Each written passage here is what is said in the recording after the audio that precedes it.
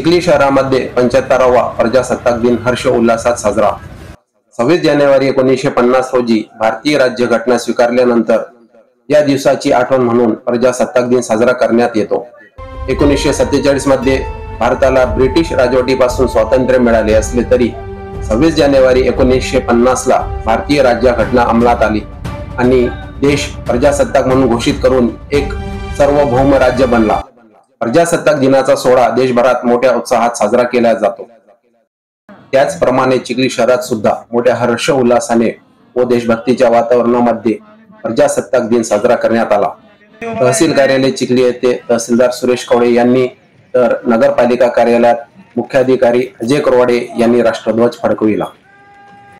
चिखली शहरातील सांस्कृतिक कार्यक्रमाचे ठिकाण म्हणून प्रसिद्ध असलेल्या तालुका क्रीडा संकुलाच्या मैदानावर चिखली तहसीलचे तहसीलदार सुरेश कवडे यांच्या हस्ते ध्वजारोहण करण्यात आले।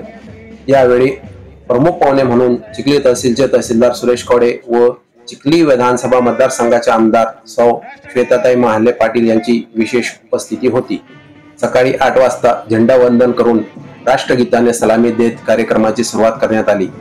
यावेळी चिखली पोलीस प्रशासन, होमगार्ड व एनसीसीच्या विद्यार्थ्यांनी मार्च पोस्ट केले।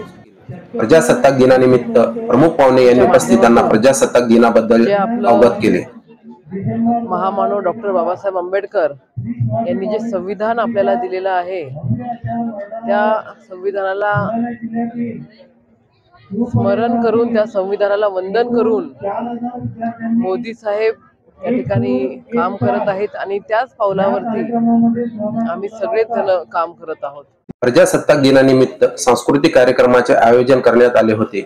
यामध्ये चिखली शहरातील विविध शाळेच्या विद्यार्थ्यांनी भाग घेतला।